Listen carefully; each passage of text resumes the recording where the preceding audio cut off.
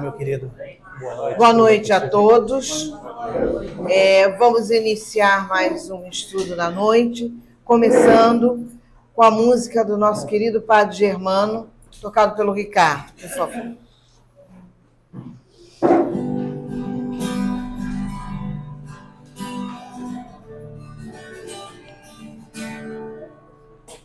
Padre Germano, olhai por nós, dai-nos a bênção do Senhor. Padre Germano, olhai por nós, mostre-nos o caminho do amor. Espírito simples, mas superior, sempre pronto para nos amparar. Espírito vivo e fundamental, Padre, seu amor é imortal. Nosso SEAB é uma dádiva de luz, de caridade, sempre em nome de Jesus. Padre Germano, nosso mentor, fonte de ternura e de amor. Padre Germano, nosso mentor, fonte de ternura e de amor.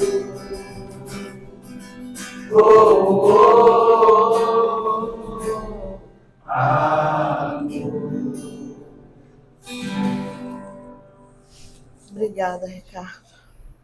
Bom, para iniciarmos, vamos fazer uma leitura do livro Pão Nosso, escrito por Chico Xavier, ditado pelo Espírito do Emmanuel. No capítulo 104, Direito Sagrado.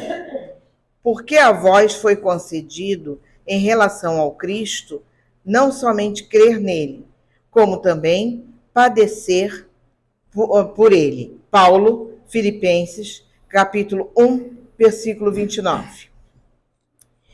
Cooperar pessoalmente com os administradores humanos, em sentido direto, sempre constitui objeto da ambição dos serviços dessa ou daquela organização terrestre. Ato invariável de confiança, a partilha da responsabilidade entre o superior, que sabe determinar e fazer justiça, e o subordinado, que sabe servir. Institui a base de harmonia para a ação diária, realização essa que todas as instituições procuram atingir. Muitos discípulos do cristianismo parecem ignorar que, em relação a Jesus, a reciprocidade é a mesma, elevada ao grau máximo no terreno da fidelidade e da compreensão. Mais entendimento do programa divino significa maior expressão de testemunho individual nos serviços do Mestre. Competência dilatada, deveres crescidos. Mais luz, mais visão.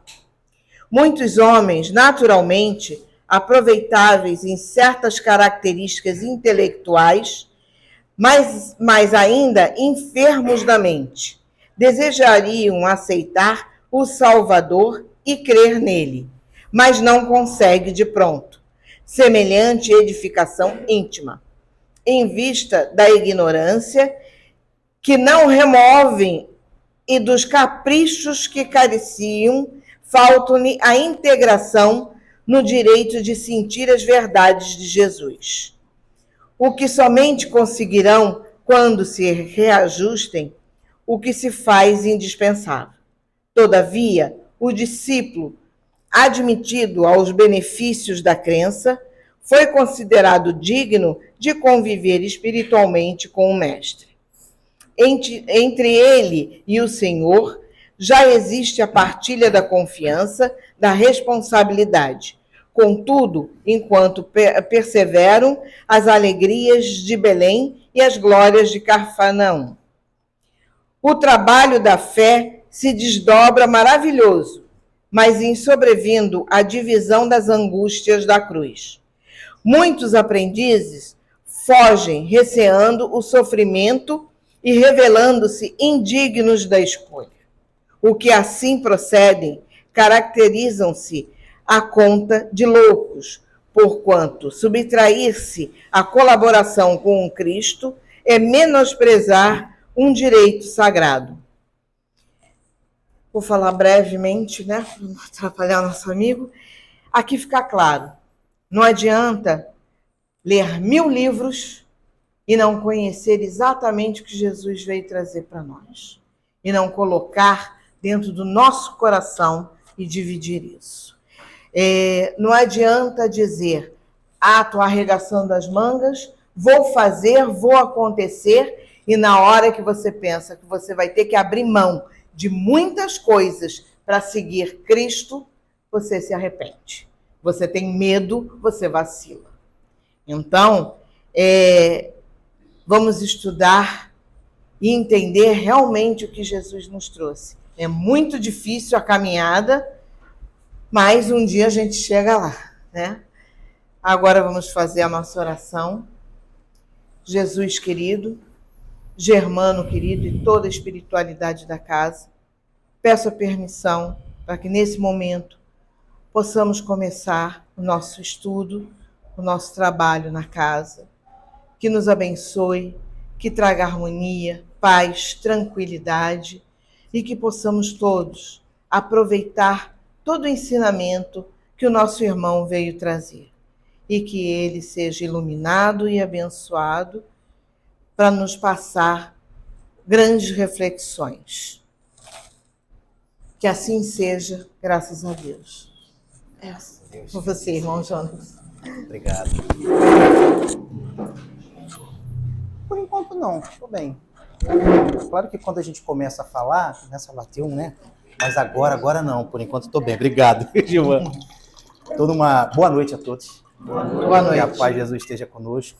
Estou numa fase de quente e frio, e é uma tosse que pega a gente, e aí daqui a pouco joga um ventilador em cima e a garganta já começa a coçar, então por enquanto estou bem. Obrigado pela água, minha irmã. Mais uma vez agradeço a vocês o convite, né? A oportunidade de estar aqui novamente nessa acolhedora casa. A gente já chega ganhando café. Já tem doação para nossa casa lá para a União Bispo de Campos. Agradeço passos fortes pela doação de todos também, claro. Esse material será muito bem direcionado para as nossas atividades lá. Então, dentro desse contexto, dessa integração, vale a pena dizer, né? Eu faço parte da União Espírita Humberto de Campos, fica localizada em Rocha Miranda, né? Na Rua das Ametistas. Ricardo já está virando sócio ali da casa, tem abrilhantado os nossos eventos também com suas músicas. Então, fica o convite também àqueles que um dia quiserem conhecer nossas reuniões, nossas atividades lá. Vieram os agradecimentos, agora as desculpas à Giovana, aos companheiros, porque ela entrou em contato comigo ontem, perguntando, Jonatas, qual o seu tema? Imagina, ela quer divulgar. E eu ainda não tinha definido exatamente o que ia falar. Jonatas, que absurdo. É porque eu tinha a intenção de falar sobre um assunto e depois, por curiosidade, eu olhei no histórico de mensagens, foi exatamente o mesmo assunto que eu falei da última vez que eu estive aqui. Então eu tive que reconfigurar a minha programação. Falei, não posso falar sobre isso. Não é que a gente fale em muitos lugares, mas de vez em quando a gente fala numa casa, fala numa outra, e é um assunto que a gente gosta bastante. E aí ontem, quando ela entrou, um pouco antes dela entrar em contato comigo, eu descobri que eu não posso falar sobre isso. Não que eles vão lembrar, mas vai que, né? Tá lá gravado no canal do YouTube. Pô, ele veio aqui 2 vezes, não sei se foi esse ano mesmo, mas ele foi, as últimas 2 vezes ele veio falar sobre o mesmo assunto. Mas não duvidem, meus irmãos. Precisamos, como comentado pela nossa companheira, ler, reler, analisar, refletir, estudar quantas vezes forem o mestre e seus ensinamentos, para que em algum momento a gente verdadeiramente absorva, para depois começar a exercitar, colocar em prática. Mas eu não faria essa maldade com vocês, em trazer o mesmo tema, e trouxe um outro assunto que eu já falei numa outra casa e que eu gosto demais, e que para mim foi assim, por incrível que pareça, uma espécie de redescoberta, porque não é que a gente domine, pode até existir companheiros aqui, irmãs e irmãos que conheçam isso aqui de cabo a rabo, pelo menos no âmbito do armazenar informação, né? Não, eu não tenho essa habilidade, né? Fase da tabuada, que a gente decorava um contexto e que de repente eu colocava em prática, não é para o Evangelho, não é para o Livro dos Espíritos, não é para a doutrina espírita. A gente precisa realmente analisar e refletir. Mas é porque é uma lição, é um capítulo interessante, importante, conhecido, capítulo 3, né? Há muitas moradas na casa de meu pai. E a lição é a lição de número 6, que eu fui descobrir que eu não lembrava dela quando nessa casa em que eu falei, me propuseram, eles têm lá a programação deles de estudo do Evangelho, e no dia que eu tinha que estar lá, caiu esse ponto. E tem 6 do capítulo 3 do Evangelho segundo o Espiritismo. Mais uma vez, o capítulo Há muitas moradas na casa do meu pai, que é uma máxima extremamente conhecida, né? A gente lembra, quando vem essa máxima, eu lembro de quem? De Nicodemos, por exemplo. Não, Nicodemos não, estou viajando. Estou confundindo Nicodemos com ninguém poderá entrar no reino dos céus, senão nascer de novo. Mas tem relação com Há muitas moradas na casa do meu pai. Viajei aqui. Mas eu lembro do capítulo, mas a lição, destinação da terra, causas das misérias humanas, me pareceu uma coisa assim praticamente nova quando me propuseram isso em abril de 22. Foi praticamente como se eu perguntasse para a companheira assim, vem cá, é uma nova edição do Evangelho? É uma lição nova que saiu recentemente nessa obra? Porque eu não me lembrava dela. Se a gente observar as lições anteriores desse mesmo capítulo, são lições que nos remetem um pouco mais a refletir. Mas a lição, destinação da terra, causa das misérias humanas, me foi uma coisa assim muito surpreendente. Foi como se eu estivesse adentrando pela primeira vez nesse ponto do Evangelho. Me cobrem depois, porque ele, além da lição me passar a experiência, assim, de, parece uma coisa nova, me trouxe uma reflexão sobre um ponto dela que eu nunca tinha imaginado e que só em 2022 eu passei a refletir.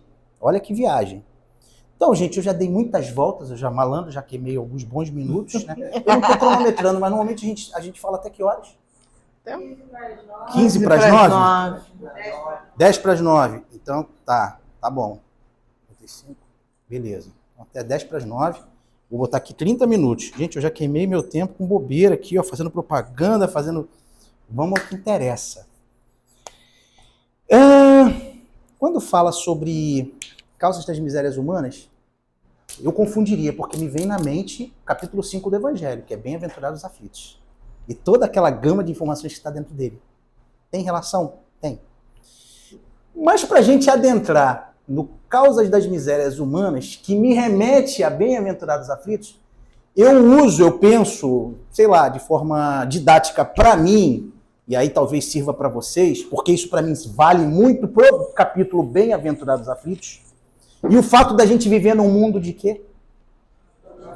Provas e expiações. Aqui eu falei para uma companheira, eu não sou orador não, tá? Eu sou conversador. A gente gosta de bater papo, a gente gosta de falar e gosta de ouvir alguma coisa. Eu não tenho como pensar nisso, não pensar em algumas das bases da doutrina espírita. E quais são as bases da doutrina espírita? Eu chutaria aqui 5 bases, mas eu não necessariamente nem todas estão dentro desse contexto. Mas dentre as bases da doutrina espírita que vocês lembram, qual que de repente tem alguma relação com isso? causas das misérias humanas, destinação da Terra, causa das misérias humanas, do contexto de que a gente vive num mundo de provas e expiações. Dentre as 5 bases da doutrina espírita, a gente pode considerar a imortalidade da alma, uma, né, delas, o fato de nós sermos espíritos, nós sermos seres imortais, que apesar da fragilidade do corpo, da matéria, mesmo que pereça este corpo, o espírito imortal continua existindo. Então a gente parte do princípio, essa é uma das bases fundamentais da doutrina espírita. Uma outra base, dentre as 5, que me remete muito uma reflexão melhor dessa ideia de que a gente vive no mundo de provas e expiações e da explicação que a doutrina espírita, na minha percepção, apenas a doutrina espírita tem condição, para mim, de me dar esta reflexão, é a reencarnação. Pelo pouco que eu conheço, eu não conheço, ou pelo menos eu não me aprofundei em outra doutrina reencarnacionista, da forma como a doutrina espírita percebe. Porque existem outras filosofias, outras religiões reencarnacionistas, mas a ideia de reencarnação é um pouco diferente da estudada na doutrina espírita, né? Nós vivemos existências sucessivas, em oportunidades sucessivas, com corpos novos, criados e formados especificamente para a missão de cada espírito que reencarna. E dentro desse contexto do capítulo 3 do Evangelho segundo o Espiritismo, do há muitas moradas na casa de meu pai, a gente lembra também da pluralidade dos mundos, da pluralidade das existências e da pluralidade dos mundos. Então, dentre as bases da doutrina espírita, para pensar nesse conceito, eu penso em imortalidade da alma e reencarnação. E além disso, o refrigério para a gente, o refrigério foi uma palavra que eu pensei quando a companheira, a nossa irmã, estava falando da lição desse processo, né? Que é trabalhoso, que é demorado, que dá uma canseira na gente, é uma outra lei de Deus que está dentro das bases da doutrina espírita, que é a lei de progresso ou evolução. E a essas 3 bases unidas, né? Eu sou um ser imortal, né? Eu reencarno quantas vezes forem necessárias. Essa não é a minha primeira existência, não será a última. E a reencarnação, a evolução. Esse tripé me dá subsídio, né? E aí eu estou falando de mim, Jonatas, estudante de doutrina espírita, e eu espero que sirva para vocês, espíritas ou simpatizantes, espiritualistas que sejam, mas aqueles que já vislumbram algo além da matéria, para a gente começar a rever a nossa relação com esse mundo de provas e expiações que, de alguma forma, alguns abraçam, agradecem, mas vamos combinar, muitos outros resistem, questionam, reclamam. Alguém já ouviu a expressão, e eu não estou fazendo nenhum tipo de julgamento, não, tá? Minha análise aqui está em cima do que a gente está estudando. Mas alguém aqui já ouviu, num momento assim de insatisfação, de desgosto, de desconforto com os problemas comuns do cotidiano, num planeta de provas e expiações, alguém dizer assim, eu não sou daqui, não. Eu parei aqui por engano. Eu não devia estar aqui. Eu sou um ET. Quase falando assim, Deus errou. Não é julgamento, meus irmãos. É uma análise, uma reflexão. Reflexão essa de que se a gente está começando a caminhar, a trilhar esse caminho da doutrina espírita, dessa reflexão do que eu me lembro desde a minha época de colégio, de estudos sociais ou moral e cívica. Que eu sou... Por que eu estou aqui? Da onde eu venho? Lembra disso? Eu acho que nas escolas não sei mais se tem, mas existia isso. A moral e cívica, aquela questão da ideia os conceitos de direitos, deveres, obrigações. Lembra disso? Tinha o contexto da pátria também, né? Que hoje está meio complexo e não vamos entrar nessa seara, mas tinha esse entendimento das normas de conduta eu não estou falando de implantação de estudo religioso na escola, não é isso. Mas é aquela coisa de, ética e moral, né? De que, não, peraí, eu tenho direito, claro, nós temos direito. Na verdade, a Constituição brasileira, ela tem uma gama de direitos que são concedidos a cada brasileiro que nasce neste país. Eu estou falando do âmbito material. Agora, se todo mundo tem acesso a esses direitos, é uma outra história, né?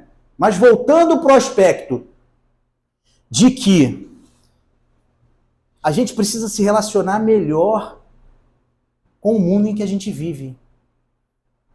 Porque se Deus é perfeito, se Deus é onisciente, tudo sabe, se Ele não se engana ou não erra, eu estou no lugar certo. Por mais que o atrito existente no fato de vivermos reencarnados no mundo que é a Terra, de alguma forma nos incomodar muitas das vezes, e eu posso dizer para vocês, meus irmãos, do final do expediente de trabalho até a chegada àquele portão, antes do cafezinho que Joana me deu, eu estava assim numa efervescência, mesmo sabendo já de algum tempo que eu tinha que bater um papo aqui, que tinha que conversar com vocês. Porque as coisas no dia a dia, e vocês provavelmente tiveram dias atribulados, é trabalho, é casa, é família, responsabilidades, cobranças, contas, preocupações, não é uma realidade? Sim, é uma realidade. A gente chega até a reclamar, né? Mas aí eu pergunto, tira a minha saúde e eu fico um pouco mais doente. Aí eu não posso ir trabalhar, eu não posso ir interagir. Tira a minha capacidade de andar, eu não posso me locomover. Tira o meu emprego e a condição de receber um valor que pague a minha passagem para andar no metrô apertado que eu tanto reclamo. Ou me faça novamente sair de Pavuna até o centro do Rio sem o metrô ou sem o trem. Vai de ônibus, Jonas, para ver se é melhor. Sabe? Então tudo é questão de perspectiva, né? Tudo é questão da gente começar a rever algumas ideias, rever alguns conceitos. A gente reclama que o mundo em que a gente está, talvez a gente não reclame, desculpe, gente. Eu reclamo, eu penso. Mas se a gente voltar para gerações mais antigas, geração das nossas avós, quem nunca ouviu de uma avó? Na minha época era diferente. Na minha época, Gilvan, eu podia dormir de porta, janela, basculante, e se eu tivesse, sei lá, por onde que o papai... Chaminé, por onde o Papai Noel entra, né? Chaminé. Aberto e não me acontecia nada. Mas eu não tinha Smart TV, eu não tinha Blu-ray, eu não tinha aquele aparelhão bacana, eu não tinha micro-ondas em casa, eu não tinha fogão. Não tinha celular. Eu não tinha celular, sabe? A vida era mais simples, a gente tinha menos itens, sabe? Né? Então, eu, pensando pelo menos nas minhas avós, pela história que eu sei, e a pobreza, as dificuldades que elas tiveram, se alguém entrasse para roubar, era capaz de deixar as moedas, gente, porque ia ficar com pena delas. Mas a gente fica sempre com saudade, com lembrança, sabe? Com aquela coisa. É igualzinho, hoje o emprego que eu tenho é um... Posso falar? Não existe, né, gente? É um inferno. Lugar, meu chefe, meu isso, meu aquilo, meu colega de trabalho. Aí eu saio do emprego, ou por opção, ou por convite de saída. Daqui a pouco eu já estou... Ai, gente, eu não aguento mais ficar em casa. Nossa, sabe que aquele trabalho não era tão ruim? Ou então eu vou para uma outra empresa que o chefe é ruim, que o colega é ruim, que o trabalho é ruim. E eu fico assim, nossa, pô, meu chefe antigo era tão legal. Nossa senhora, aqueles colegas de caramba, era maravilhoso. Então a gente fica sempre almejando e sofrendo pelo presente, mas lembrando com uma certa saudade, um saudosismo, de uma época que na época que eu vivia era ruim também. Então será que o ruim aí, será que o reclamão, será que o problema não está em mim? E será que a forma como eu lido com o mundo de provas e expiações em que eu vivo também não está atrelado a isso? E mais, gente, se Deus não erra, e eu estou no lugar certo, é sinal de que eu sou um espírito de mundo de provas e expiações. Se eu não sou missionário, gente, Jesus retornou à Terra por missão. A gente tem tantos outros companheiros que estiveram aqui, lá não no mesmo nível evolutivo de Jesus, por missão. Então eles já haviam superado as condições da Terra. mas vieram para auxiliar um grupo de companheiros para a evolução. Não é o meu caso. Então, gente, lembrando do que Jesus disse lá atrás, quem precisa de remédio são os doentes. E se eu não sou o médico, se eu não sou a solução, eu sou um enfermo. E aí eu estou dizendo isso para deixar vocês desanimados, para a gente ficar com pena um dos outros, para a gente sair daqui chorando, deprimido. Nada disso, gente. É para a gente rever aí um pouquinho, reavaliar os nossos conceitos. Se a gente pega o capítulo 3 do Evangelho, que é há muitas moradas na casa de meu pai, o que vocês entendem por há muitas moradas na casa do meu pai? Isso aí mesmo. Oi, João? Diversidade dos mundos. Mas por que diversidade dos mundos? Olha que coisa estranha. A gente vive num planeta, né, que a gente acha que é top. E que a gente acha que pelo fato de, pela ciência humana, terrena, não existir os mesmos elementos que existem na Terra, não tem vida em outros planetas. É um pensamento meio... Então, Deus perdeu tempo criando todo um sistema, ou mais de um sistema, com diversos planetas, onde só o planeta Terra é habitado. Estou eu aqui olhando para o meu umbigo. E aí você estava explicando, eu te cortei, de forma muito deselegante, que existe uma diversidade de planetas, e que esses planetas são habitados, Giovana? Porque, apesar do meu telescópio não perceber, né, materialmente falando, eu não consegui perceber, muito provavelmente existem mundos onde seres superiores ali vivem, né? Então, essa variação. E aí, de forma mais efetiva, eu voltar para a base do Evangelho, a gente vê que o capítulo 3, ele é dividido, ele não é dividido, mas antes dessa lição, a destinação da terra a causa das misérias humanas, ele traz duas outras lições que, para mim, são mais familiares e que dão um embasamento bacana para a gente refletir sobre isso, que são diferentes estados da alma na erraticidade e diferentes categorias de mundos habitados. O Gilvan já estava dando cola aqui sobre essa segunda lição do capítulo. Mas por diferentes estados da alma na erraticidade, a gente tem alguma ideia do que significa? O que é erraticidade?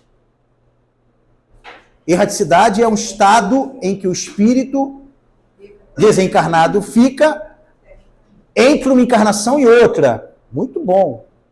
Então, esses diferentes estados da alma na erraticidade dá a ideia de que nem todo mundo fica no mesmo estado durante esse intervalo, né? O que varia para que a gente tenha uma situação diferente dentro desse estado diferente na erraticidade?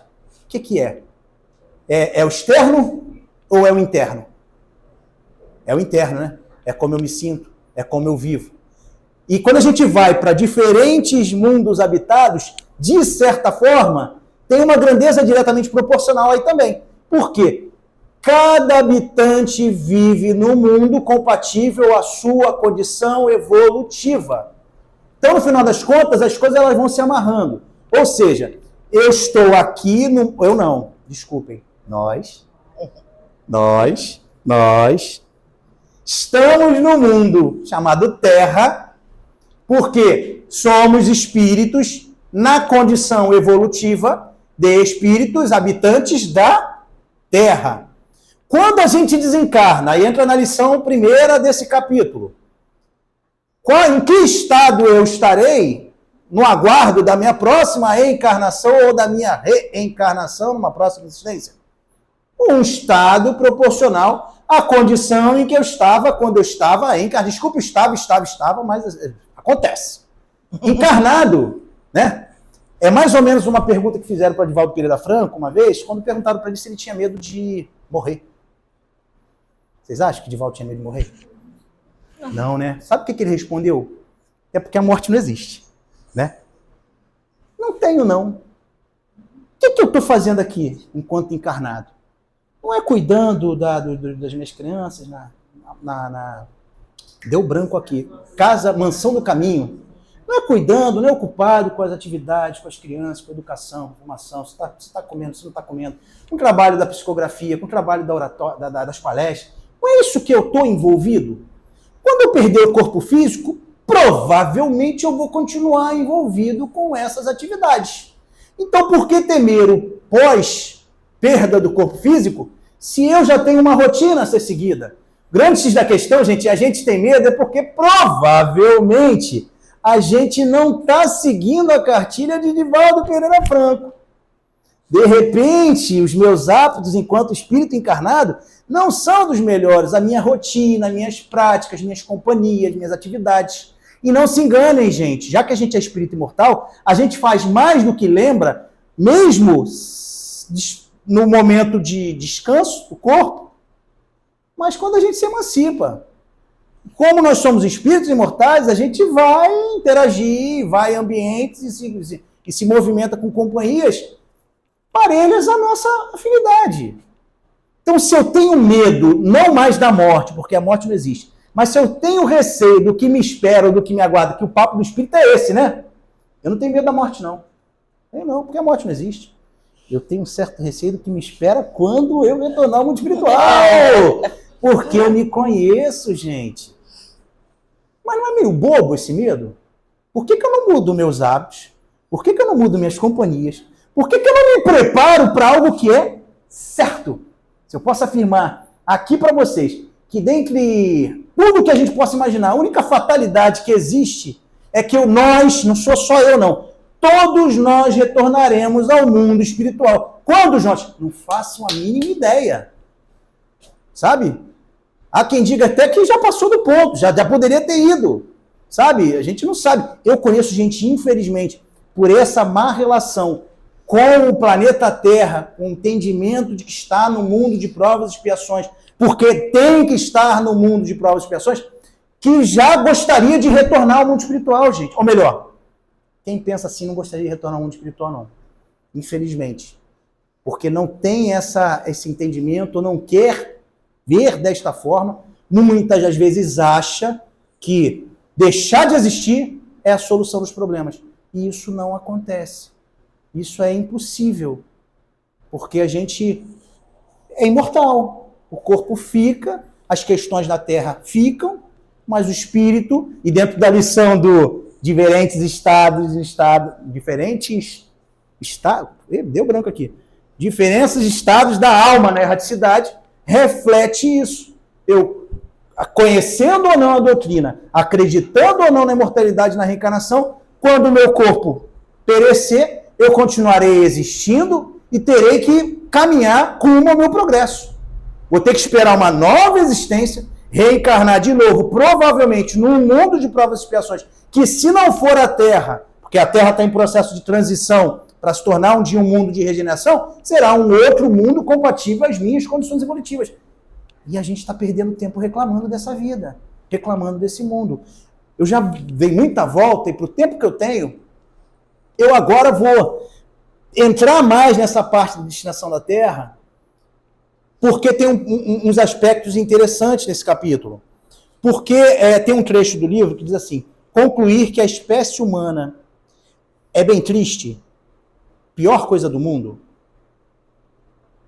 ou dos mundos, já que a gente está começando a trabalhar, já que o Gilvan falou que existe uma multiplicidade aí de mundos, devido à maldade, paixões grosseiras, misérias e enfermidades. Nossa, às vezes eu não entendo minha própria letra. Em toda a Terra é um engano. Mas, infelizmente, tem quem acredite que o planeta Terra não presta. Que o planeta Terra só tem maldade. Que o planeta Terra só tem tristeza. Que o planeta Terra só tem miséria. Que o planeta Terra só tem dificuldade. Tudo isso que eu falei, gente, existe. Mas não é a totalidade. Gente, assim, se eu falasse, não posso falar de vocês, que é isso. Mas se eu afirmasse uma coisa dessas, se eu extraísse isso do meu coração, depois de refletir, depois de alguns anos começando a vislumbrar esse estudo na doutrina, eu estaria sendo ingrato com Deus. É verdade. Eu estaria sendo mal agradecido com todas as oportunidades, com todos os recursos, apesar das dificuldades, apesar das minhas limitações e apesar de não ter todos os recursos, porque a gente não tem que ter todos os recursos disponíveis na Terra. a cada um, não é, nesse caso, não é cada um segundo as suas obras, não. A cada um de acordo com as suas necessidades. A gente não tem que ter todas as ferramentas. A gente não tem que ter todas as peças do quebra-cabeça. A gente tem que ter todas as peças do Lego para caminhar rumo ao progresso. Não tem que ter. Agora, não é por isso que Deus, ou a lei divina, não nos proporciona recursos para a gente caminhar e evoluir. Eu entendo que sim, existem as diferenças sociais, existem as diferenças econômicas, existem as diferenças em diversos aspectos, mas todo ser filho de Deus, neste ou em qualquer outro mundo, tem os recursos necessários para caminhar, para evoluir, para se reformar. Ah, Jonatas, até o companheiro que vive na miséria não tem recurso material nenhum. Se eu estou analisando, se eu for analisar todas as situações pelo prisma material, eu vou dizer que não, mas a gente não é materialista. Nós somos reencarnacionistas, nós acreditamos na imortalidade da alma, nós somos evolucionistas, porque tem uma lei que é a lei de progresso. A gente entende que, por piores que sejam as circunstâncias vividas por cada um dos indivíduos, mesmo o indivíduo que está ali privado de recursos, e que, na verdade, não é Deus ou a lei que quer que exista miséria, não é isso. É o desequilíbrio que nós vivemos no mundo de provas e expiações. As diferenças sociais, elas precisam existir. Precisa existir, de alguma forma, numa estrutura, um chefe, um funcionário ou colaborador. Agora, esse chefe não tem que ter todos os recursos do mundo, a ponto de desperdiçar recursos, e os funcionários, os profissionais, não tem que viver na miséria. Sabe? A gente precisa refletir um pouco.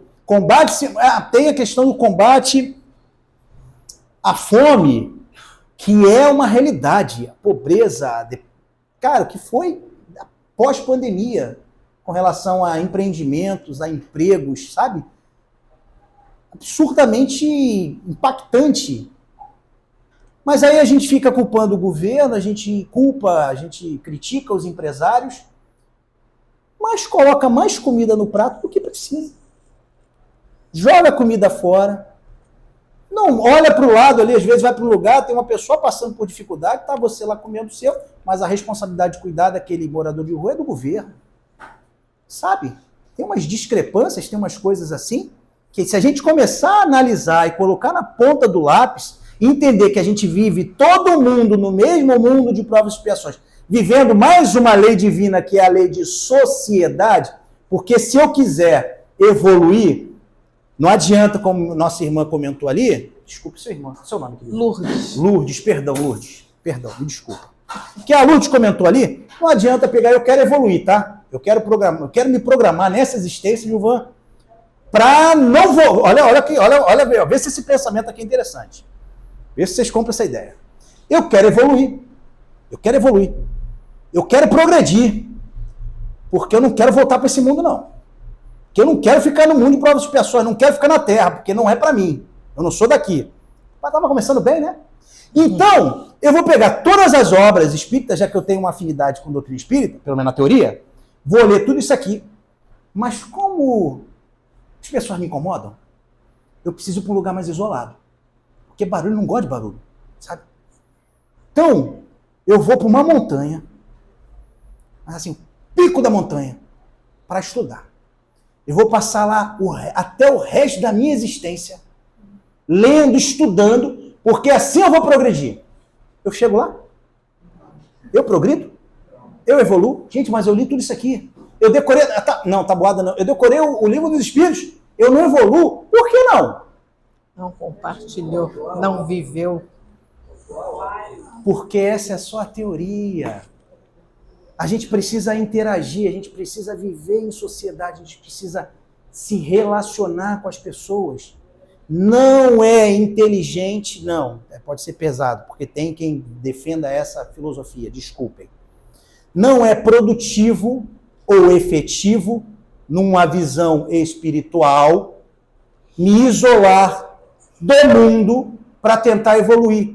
Porque o ser mais zen, cara fera na yoga, na meditação, nesse estudo doutrinário, vai passar 40 anos no pico do morro, quando ele voltar, que ele errar o caminho para chegar, no centro espírita Aprendizes do Bem, ele entrou numa rua errada, estava dando 2 minutos para ele chegar, mas agora esticou um pouquinho a distância para mais 100 minutos, ele vai ficar nervoso. Ele vai se aborrecer. Sabe? Não que isso tenha acontecido. Isso nunca aconteceu. De repente pode ter acontecido com algum de vocês. Quem nunca, de repente, né, passou ali, se atrasar, ou as frustrações, ou o metrô cheio que eu comentei lá atrás, gente. Porque a gente precisa atritar, a gente precisa se lapidar, a gente precisa realmente lidar com o que nos incomoda e aprender a não se incomodar mais. Essa é a mecânica de reencarnar. Essa é a mecânica de ser um espírito que almeja evoluir. Porque se a gente pensar em todos os trabalhadores espíritas, cristãos ou não, mas trabalhadores do bem, que a gente possa imaginar, pelo menos no contexto de terra, ninguém teve vida fácil.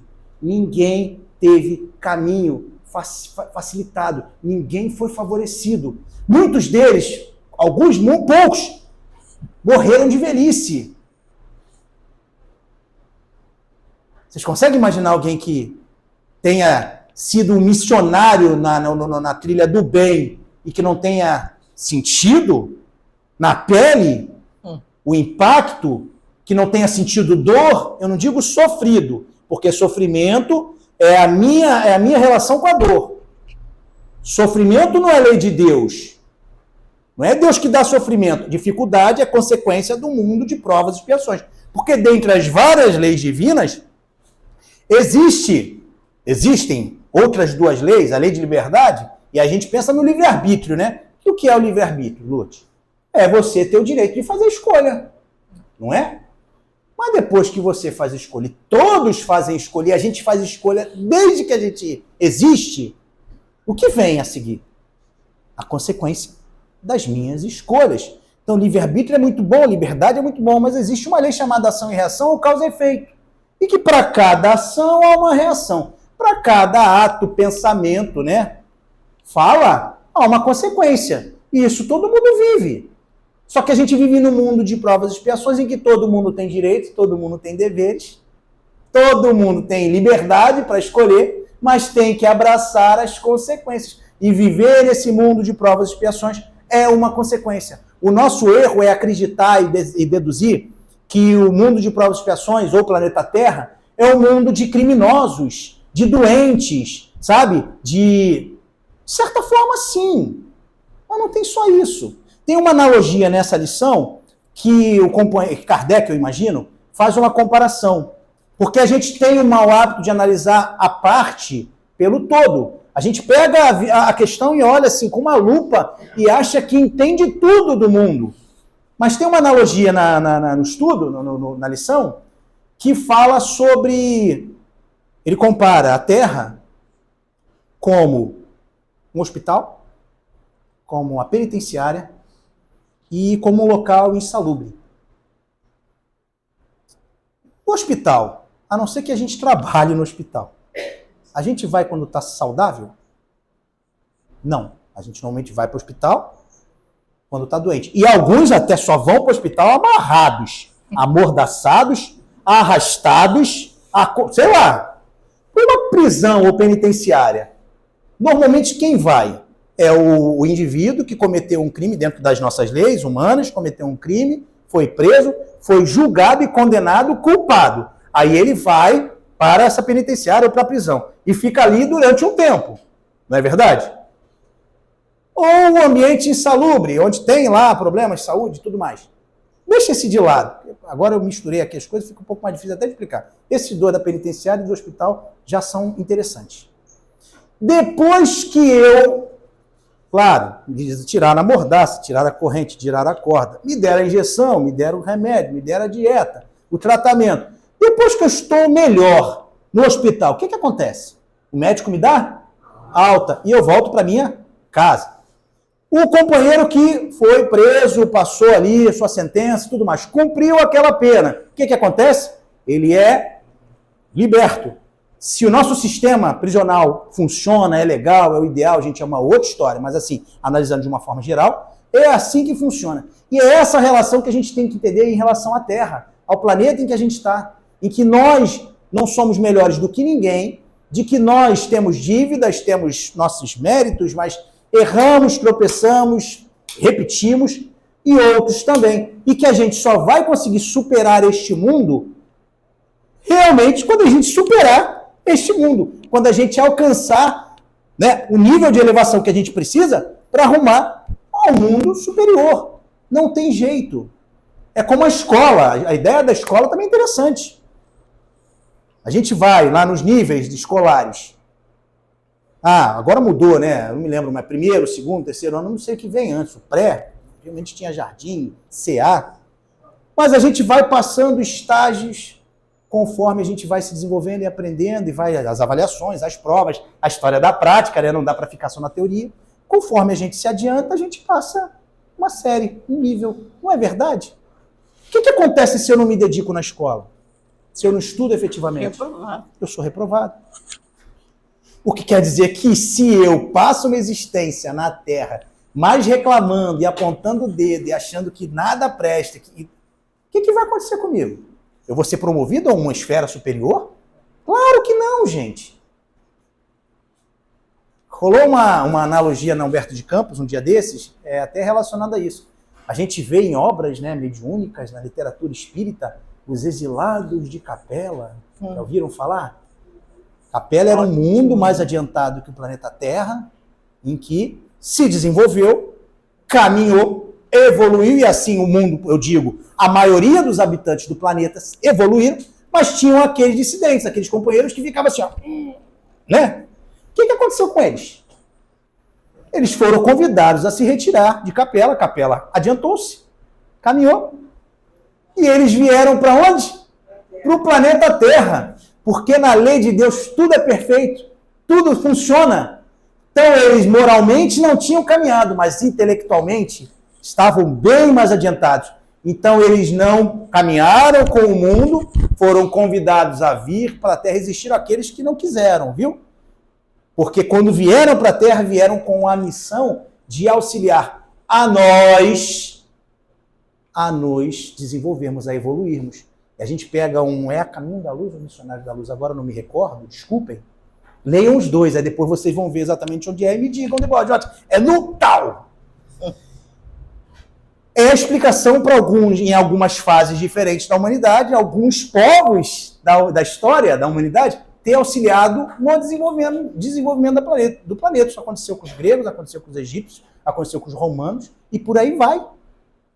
E aí a analogia que rolou no Humberto de Campos é essa. Cuidado, meus irmãos, para que amanhã bem para frente, não seja assim, Gilvan, os exilados da Terra vieram aí para ajudar a gente a evoluir esse mundo que está em dificuldade. Porque essa é a realidade. Nós fomos criados para o progresso. E já próximo de estourar, eu vim para cá falar uma coisa, a gente fala uma coisa totalmente diferente do que tinha que ser. Mas eu estou começando a me habituar com isso. Talvez eu tenha que falar sobre isso novamente, né? Próxima vez que eu vier aqui, Gilvan. E aí, para encerrar, porque o horário já está estourando, esse relógio de vocês corre muito rápido. Não, peguei o livro errado. Ainda peguei o livro errado. Aí você se arrebenta, Jonas. Página 96. Tem um trechozinho aqui.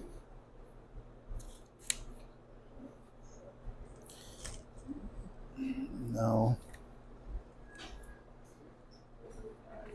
Falando dessa nossa relação com o planeta, né? Que de tormentos ao contrário se poupa aquele que sabe contentar-se com o que tem. Isso dentro do capítulo 5, tá? Eu ultrapassei, eu já saí do 3, fui pro 5, que é bem-aventurados os aflitos. Tem toda a relação. Que de tormentos ao contrário se poupa aquele que sabe contentar-se com o que tem. Que nota sem inveja o que não possui. Que não procura parecer mais do que é. Esse é sempre rico, porquanto se olha para baixo de si e não para cima. Vê sempre criaturas que têm menos do que ele. É calmo, porque não cria para si necessidades quiméricas. E não será uma felicidade a calma em meio das tempestades da vida? Esse é um questionamento de Fenelon, né? Psicografado em Lyon, em 1860, dentro dos tormentos voluntários. Depois leiam o capítulo 5, lição 23, para a gente refletir sobre isso. Na verdade, leiam o capítulo 5 inteiro, porque lá tem diversos conceitos, ideias que reforçam muito essa questão da nossa relação com o planeta Terra. que tem tudo a ver com se bem-aventurados os aflitos. Por quê, gente? Não tem para onde correr. É o recurso ou a oportunidade que Deus nos deu de nos lapidarmos, de evoluirmos. A gente almeja uma coisa bem mais no alto para evoluir, para se melhorar, mas não é aquilo que vai resolver meu problema. É a mesma coisa eu querer aprender inglês e ir para a turma de francês, sabe? É mais ou menos isso. Eu querer aprender corte e costura e me meter numa oficina mecânica, sabe? Então, como a lei ela é justa e a gente está defendendo internamente na gente de que Deus é perfeito e suas leis são perfeitas, talvez quem tenha que se encaixar nisso seja eu. A minha forma de ver a vida, o mundo, meu papel na existência e no meu caminho rumo ao progresso tem que ser revisto. É isso. Desculpe aí pelo mau jeito, pela correria. Agradeço a oportunidade e até a próxima. Obrigada. Bom, a gente vai terminando a nossa primeira parte dos estudos. Que nos estão vendo, né, pelo YouTube. Que Deus abençoe vocês. Uma boa noite e até a próxima.